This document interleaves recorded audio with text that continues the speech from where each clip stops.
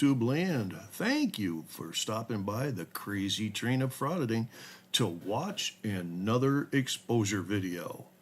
I hope you all are doing fantastic out there, and tonight we have a fantastic video for you all on cult news. Michael, who hails from all over the U.S. with addresses in Arizona, Ohio, and Utah. He's also known as New Name Noah, a second YouTube channel, but he hasn't posted on that in over a year. So old Mikey sure has been popular in the past few days since his New Year's Eve video came out, hasn't he, folks? Well, he's taken to doing what every other frauditor out there does, and that's trying to shut down every other channel out there that's doing videos on him. And he's even threatening to sue everyone for libel and slander, in an attempt to bully everyone, which is just Michael's way of trying to handle every situation. Now, I'm going to do my video on Michael's fiasco on New Year's Eve, but I don't think everyone's going to like it. But I feel I must have my say, and I'm going to do that tomorrow or the next day. Now, many people have written me over the past few months asking me to expose cult news. And you know what? Since Michael has been so popular this week, well, now is a really good time to show you Michael does have a criminal past. So buckle up. Sit back and relax for this bumpy ride, because we're going to expose cult news. So, old Mikey-boy, he doesn't have a really long criminal history like some of the frauditors that we expose on here, but he does have a criminal history. He does have actually 4 different arrests with 8 different crimes. So he's starting out his career as being a criminal here pretty good. Anyways, we'll go start out right here. On May 29th, 2002, he was arrested for criminal speeding, a misdemeanor out of Davis, Utah. He was found guilty, and they forfeited his bail, and they took it, $57 for payment of the fine. So Michael, of all people, is the biggest hypocrite to be going around trying to hold the police accountable when he himself twice broke the law while he was trying to play cops and robbers. As you see right here, on May 12th, 2000, Michael was charged with 2 counts of acting like a bail agent without a license, 2 counts of unlawful detainment, and 1 count of assault. Well, so let me tell you the story of what happened here. Michael was the owner of a bail bond company in Logan, Utah. So Mikey pays the bail on some guy who's trying to get out of jail, and he did that without actually getting any money or collateral from the guy up front. Yeah, the guy was supposed to sell some property if he didn't come up with the cash, and Michael gave him 2 weeks to do that. Well, when the 2 weeks were up and the guy didn't come up with the money or sell any of his property to get the money for Michael, without a license to act as a bail agent, went and hooked this guy up and then dropped him off at the jail and tried to cancel his bond. So the DA says that's not how it works and releases the man. So Mikey, he finds out a couple of days later this guy is out of jail. So what did the eagle-brained Mikey-boy do? Got his partner, who's also not licensed to be a bail agent, and these 2 geniuses, not licensed to be doing what they're doing, they go to this guy's property. They chase him down, they tackle him, they punch him, they kick him, and they even hit him with a rock. Can you believe that? They hook him up, and then they call the sheriffs to come and take the guy to jail for them. Michael is a hypocritical piece of shit for saying anything about the police doing anything when he has been arrested twice for trying to play cop, where he violated that man by doing what he did to him. Nah, no, those were criminal acts, Mikey, and Mikey has the gall to say anything about the police at this time. Well, as you can see there on 12/22/2000, Mikey filed a supplemental memorandum to disqualify the Cache County. Well, is it Cache or Cache? I'm going to get hit either way I say this. But anyways, the Cache County Attorney's Office and allow the defendant to use ignorance of or mistake of fact and mistake of the law as a defense. And when Michael did that, his lawyer then requested permission to withdraw from the case. Now, on November 15th, 2001, he was found guilty on all 5 counts.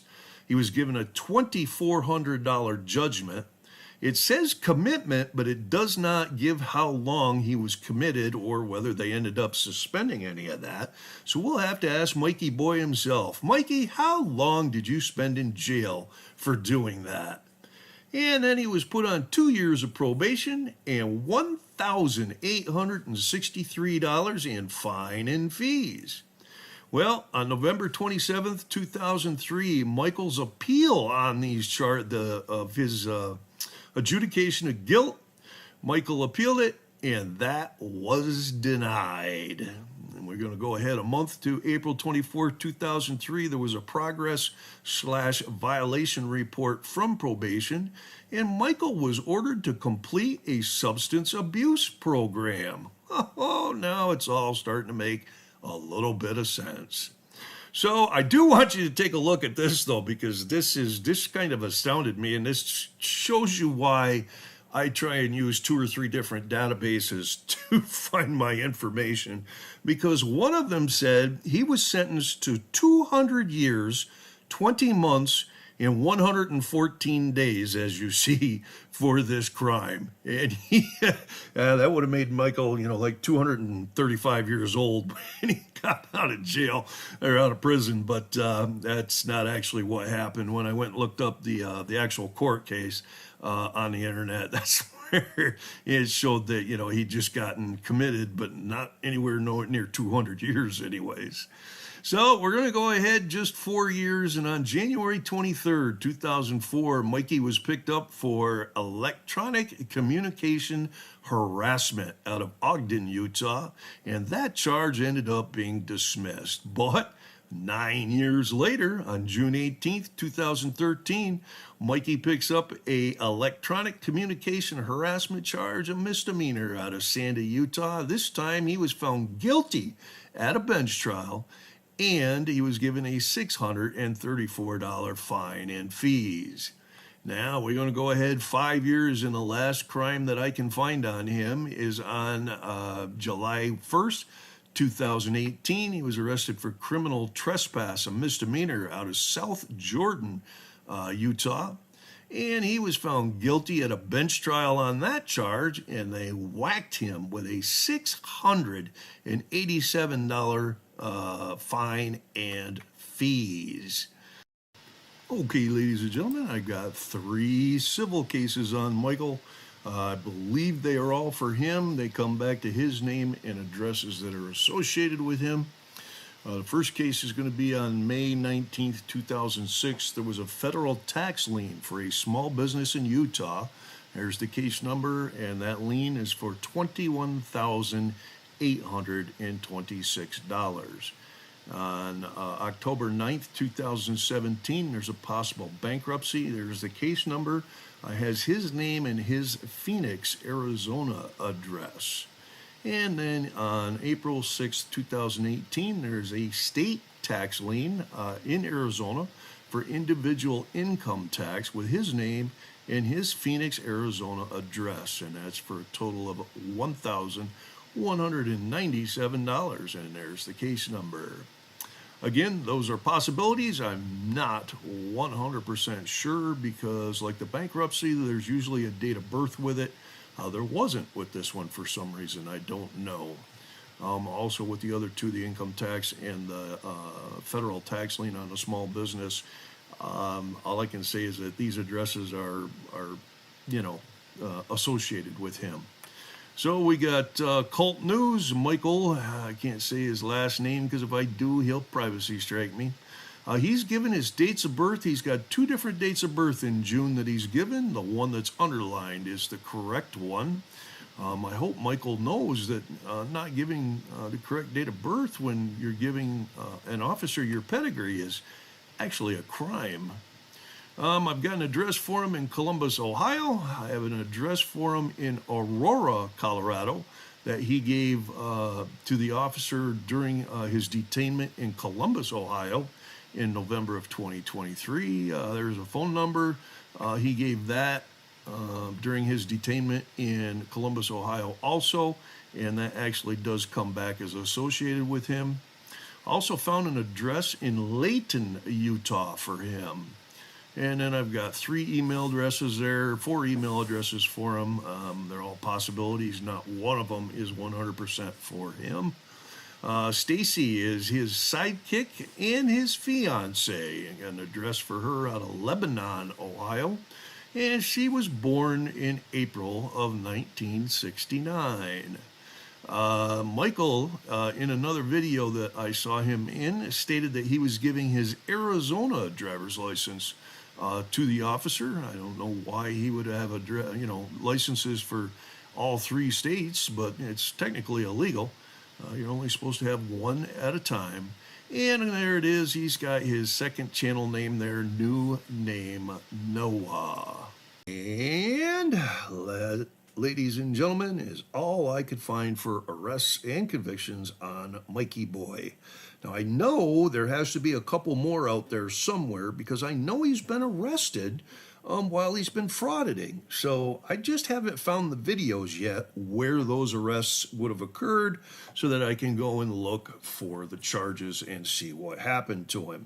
If anybody out there happens to know, please let me know and I will go look them up. And we will do a update video on Cult News. Please be sure to hit that like button for me to let me know you enjoyed this video, and hit that subscribe button if you're not subscribed to the channel. I'd really hate for you to miss any of our videos. Now, we have our Patreon page up and running where for just $1 a month, you can see all of the unedited information that I cannot put on YouTube of the videos that I'm making. Now, the Officer Down Memorial page tells us we're still at 6 officers killed in the line of duty, which I know is not correct. So they must not have updated their page yet. So we'll look forward to that in the next week or so. Well, not really. We won't look forward to it because of what the connotations are of it. But we'll see when they update it. So the bluehelp.org website tells us 1 more officer has committed suicide in the last 3 days, bringing the total to 14 so far in 2025. Now be sure to stop by in the next couple of days as I give my take on Cult News' New Year's Eve fiasco. Until then, please continue to back the blue and support your local law enforcement before some criminal does it to you. So until next time, ladies and gentlemen, please take care.